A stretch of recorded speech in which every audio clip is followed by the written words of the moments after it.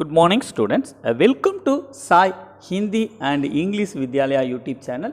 இன்னைக்கு கிளாஸ் நம்ம என்ன பார்க்க போகிறோம் அப்படின்னு சொல்லி பார்த்தீங்கன்னா தக்ஷின் பாரத் ஹிந்தி பிரச்சார சபாவில் இருக்கக்கூடிய ஹிந்தி பிரச்சார வாகினி 2 அப்படின்னு சொல்லக்கூடிய மத்தியமா எக்ஸாமுக்கான ஒரு முக்கியமான ஒரு சாப்டரை பற்றி தான் டிஸ்கஸ் பண்ண போகிறோம். இதில் ஃபஸ்ட் பேப்பரில் உங்களுக்கு பார்த்தீங்கன்னா 10 மார்க் கொடுக்கக்கூடிய ஒரு பார்ட் இருக்குது. அதுதான் பாகு 3 அப்படின்னு சொல்லுவோம்.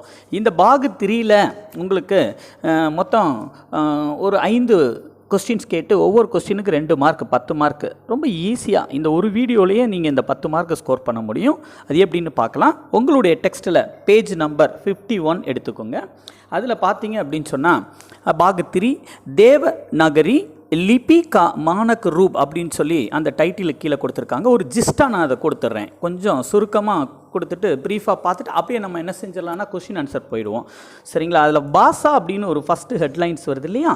அப்போ அப்படின்னா என்ன சார் அப்படின்னா பாருங்கள், மனுஷி அப்பனே மண் கே பாவோம், மனிதன் தன்னுடைய மனசில் இருக்க உணர்வுகளையும் விசாரோங்கோ எண்ணங்களையும் தூசரோங் தக் பகுஞ்சானே கேலியே மற்றவங்களுக்கு புரிய வைப்பதற்காக, மற்றவர்களை சென்று சேர்ப்பதற்காக அப்படி முங்கு சே துவனி நிக்கல்தாகை தன்னுடைய வாயிலிருந்து சில சத்தங்களை உருவாக்குகிறான்.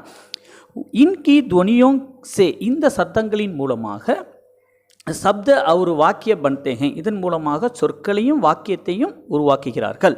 இன் சப்தோம் அவர் வாக்கியம் கா சமூகோ இந்த சொற்கள் மற்றும் வாக்கியத்தின் கூட்டத்தை தான் நம்ம பாஷா அப்படின்னு சொல்கிறோம். இதில் 2 டைப் இருக்குங்க பாஷாவில். ஒன்று கத்தித் பாஷா, இன்னொன்று லிக்கித் பாஷா. அது என்ன சார் அப்படின்னா கத்தித் அப்படின்னு சொன்னால் முங்கு சே போலி ஜானே வாலா பாஷா, சும்மா வாயினால் பேசக்கூடிய லாங்குவேஜ். இதுக்கு ஸ்கிரிப்ட் இருக்காதுங்க. லிக்கித் பாஷா அப்படின்னா வர்ணோம் கி சகாயத்தா சே லிக்கி ஜானேவாலா, அதாவது எழுத்துக்களால் வர்ணோங் அப்படின்னு சொன்னால் என்ன லெட்டர்ஸ் மூலமாக வாசிக்கிற அந்த எழுத்துக்களுக்கு பேர் தான் லிக்கித் பாஷா அப்படின்னு சொல்கிறோம். இப்போ அடுத்த டைட்டிலுக்கு போகிறோம். லிபி அப்படின்னா அப்போ இந்த எழுத்து அப்படின்னு சொன்னால் அந்த எழுத்து அப்படின்னு சொன்னால் என்ன அப்படின்னு சொல்லி கேளுங்க.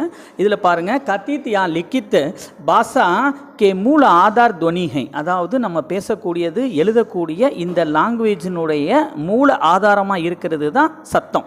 அப்போ துவனியோங்கோ லிக்னே கேலியே அதை எழுதுறதுக்காக ஜின் சிங்குக்கு பிரயோக்கியாக என்ன ஒரு சிங்கை நம்ம பயன்படுத்துகிறோமோ அதை தான் லிப்பி அப்படின்னு சொல்கிறோம். சரிங்களா? இப்படி நமக்கு லிப்பியில் கீழே கொடுத்துருக்காங்க பாருங்கள். உங்களுக்கு பாஷான்னு கொடுத்து ஹிந்தி, சான்ஸ்கிரிட், மராத்தி, நேபாளி இதெல்லாம் தேவநகரி லிப்பி அப்படின்னு சொல்கிறோம்.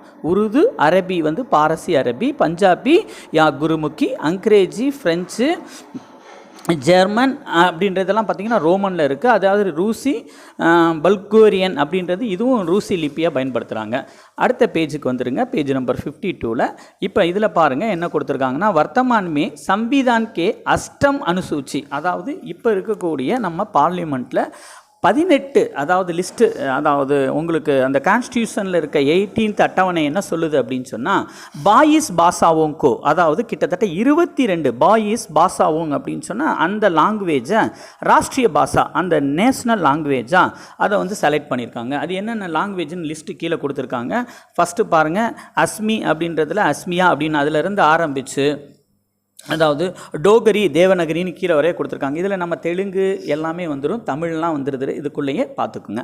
அடுத்தது அதாவது மானக் ஹிந்தி வர்ணமாலா ததா அங்குன்னு சொல்கிறோம். அப்போ வர்ணமாலானா என்ன? இதில் வர்ணமாலாவை நம்ம 2ஆக பிரிச்சுருக்கிறோம். ஆக்சுவலி வர்ணமாலாவில் என்ன அப்படின்னா உயிரெழுத்தும் மெய்யெழுத்தும் சேர்ந்தது தான் வர்ணமாலா. உயிரெழுத்தை ஸ்வர் அப்படின்னு சொல்கிறோம். அதில் மொத்தம் 11 எழுத்துக்கள் இருக்கிறது. அதே மாதிரி வியஞ்சன் அப்படின்னு சொல்லக்கூடியது மெய்யெழுத்துக்கள், அதில் 33 எழுத்துக்கள் இருக்கிறது. இது 2ம் சேர்த்து மொத்தம் 44 எழுத்துக்களை தான் வர்ணமாலா. கே குல் 44 வர்ண அப்படின்னு சொல்லி கொடுத்துருக்கோம். இப்போ நெக்ஸ்ட்டு பாருங்கள், ஸ்வர் அப்படின்னு சொல்லும்போது உங்களுக்கு ஆளு இருந்து அவ்வு வரையும் வந்துடுது. சரிங்களா? இது அம்மாக வராது, ஆளிருந்து அவ்வு வர ஸ்வர். வியஞ்சன் அப்படின்னு சொல்லி கீழே எடுத்துட்டிங்கன்னா அந்த காரோ, சாரோ, டாரோ, அந்த தா, பா அப்படின்னு சொல்லிட்டு அடுத்து யாரா, லாவா, ஷாஷா, ஷாகா. ஸோ இதில் இருக்கக்கூடிய 33 லெட்டர்ஸை இது தவிர வேறு ஏதாவது வியஞ்சனோட இருக்கா? இருக்குது. கீழே பாருங்கள், சம்யுக்த வியஞ்சன் அப்படின்னு சொல்லி கொடுத்துருக்கோம். சம்யுக்த வியஞ்சனா என்ன? தோ வியஞ்சனோக்கே மேல் 2 எழுத்துக்கள், 2 மெய்யெழுத்துக்கள் ஒன்று சேர்த்து உருவாக்கக்கூடிய கம்பைனிங் லெட்டர். அதுதான் பாருங்கள், இக்கு ப்ளஸ் ஷா, இக்கு ஷா அப்படின்னு கொடுத்துருக்காங்க இல்லையா? இதுதான். ஸோ இப்படி கொடுத்துருக்கிறது தான். இப்போ அதுக்கப்புறம் பின்னாடி அனுஸ்வர் இருக்குது உங்களுக்கு. இது ஃபுல்லாக இது ஜஸ்ட்டு பார்த்துக்கோங்க. அடுத்தது விசர்க்கு அப்படின்னு சொல்லுவோம். விசர்க்குன்னா அந்த டபுள் டாட் ஒப்பம் இல்லையா, அக அப்படின்ற எழுத்து அந்த மாதிரி. அடுத்தது அனுநாசிக் சிங்க் அப்படின்னு சொல்கிறோம், அந்த சந்திர பிம்பு மாதிரி வைக்கிறது அர்த்த சந்திர. அடுத்தது கல்யா கலந்து சிங்க் அப்படின்னு சொல்கிறோம். அடுத்தது ஆகத் வியஞ்சன், இது பின்னாடி டிஸ்கஸ் பண்ணுவோம் ஒவ்வொன்றா. இப்போ நம்ம டைரெக்டாக கொஸ்டின் ஆன்சர்ஸுக்கு போவோம். சரிங்களா? இதில் பேஜ் நம்பர் 55 பாருங்கள். உங்களுக்கு எக்ஸாமுக்கு தேவையான பார்ட்டே இது தான். இன்றைக்கி கிளாஸே நமக்கு இது தான். பட் உங்களுக்கு ஜஸ்ட்டு கொடுக்கணுமேன்றதுக்காக இவ்வளோ கொடுத்துட்டேன். இதில் ஃபஸ்ட்டு கொஸ்டின் வர்ண கிசே கக்தே ஹே அப்படின்னு வந்திருக்கா. அதில் அப்படின்னா என்ன, எழுத்துனா என்னங்க? ஸோ பாஷா பிரயுக்கு மூலு. இப்போ நம்ம இதை வந்து எங்கே வந்துடணும் அப்படின்னா, உங்களுக்கு டெக்ஸ்ட்டில் பேஜ் நம்பர் 211 இருக்க ஆன்சர்ஸ். இப்போ கொஸ்டின் ஆன்சர்ஸை டிஸ்கஸ் பண்ணுவோம். வர்ண கிசே கக்தே ஹே, எழுத்துனா என்ன பாருங்கள். பாஷாமே பிரயுக்த மூல் துவனி அதுவா உன்கே சிங்குக்கோ வர்ண கக்தே ஹே. ஒரு லாங்குவேஜில் பயன்படுத்தக்கூடிய ஒரு ஆதாரமான அந்த சத்தத்தையோ அல்லது அதனுடைய சிம்பலை தாங்க எழுத்துன்னு சொல்கிறோம். நெக்ஸ்ட் கத்தித் யா லிக்கித் பாஷா கா மூல் ஆதார் கியா ஹை. நம்ம ஏற்கனவே பார்த்த மாதிரி பேசக்கூடிய எழுதக்கூடிய இந்த லாங்குவேஜினுடைய மூல ஆதாரம் என்ன அப்படின்னு சொல்லி பார்த்தீங்கன்னா, இதனுடைய மூல ஆதாரம் துவனி. அந்த கியாவை எடுத்துகிட்டு துவனி போட்டிங்கன்னா போதும். லிபி கைசே கக்தே ஹே, தேர்ட் கொஸ்டின். சரிங்களா? அப்போ லிபி அப்படின்னா துவனியோங்கோ லிக்னே கேலியே ஜின் சிக்கு கா பிரயோக் கியா ஜாத்தா ஹை. அதாவது சட்டங்களை எழுதுவதற்காக என்ன ஒரு சிம்பிள் பயன்படுத்துகிறோமோ அதைத்தான் லிபி அப்படின்னு சொன்னால் ஸ்கிரிப்ட்.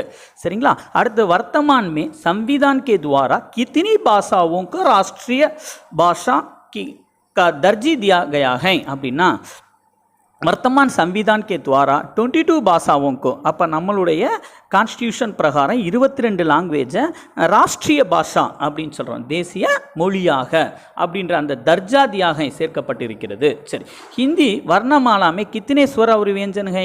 ஹிந்தி வர்ணமாலாமே 11 ஸ்வர் और 33 व्यंजन है. 11 உயிரெழுத்துக்கள் 33 மெய்யெழுத்துக்கள் ஹிந்தி வர்ணமாலால இருக்குது. ஸ்வர் का प्रयोग कैसे होते हैं. स्वरों का प्रयोग स्वतंत्र रूप से, இதான் மெயின். அதாவது உயிரெழுத்துக்களை எப்படி பயன்படுத்துகிறோம், உயிரெழுத்துக்களில் அந்த சத்தமானது சுதந்திர ரூப சுதந்திரமாக வெளியில் வரும். நீங்கள் ஆட்டு அந்த அக வரை சொல்லி பாருங்கள், எங்கேயுமே பிளாக் ஆகாது. ஆ ஆ இ அப்படியே வயிற்றுக்குள்ளே இருந்து சவுண்டு ஃப்ளோவாக வெளியே வரும். அதனால அது ஸ்வர் அப்படின்னு சொல்கிறோம். அப்போ வியஞ்சன் அப்படின்றது கிசே கக்தேகை சுரோங்கி சகாய்தாசே உச்சரித் வர்ணோங்கா வியஞ்சன். அதாவது இந்த உயிரெழுத்துக்களின் உதவியோடு உச்சரிக்கக்கூடிய அந்த எழுத்தை தான் நம்ம வியஞ்சன்னு சொல்கிறோம். சரி, சம்யுக்த வியஞ்சன் கிசே கக்தேகை உதாரணம் கீஜி. दो व्यंजनों के मेल को, இரண்டு மெய்யெழுத்துக்களினுடைய இணைப்பின் மூலமாக சம்யுக்த வியஞ்சன் அதாவது ஜாயினிங் லெட்டர்ஸ் உருவாகுது. எக்ஸாம்பிள் இக்கு ஆஷா, இக்கு ப்ளஸ் ஆவும் சேர்ந்து ஷான்ற வார்த்தை வந்திருக்கு அப்படின்ற ஒரு எக்ஸாம்பிள் கொடுத்துருக்காங்க.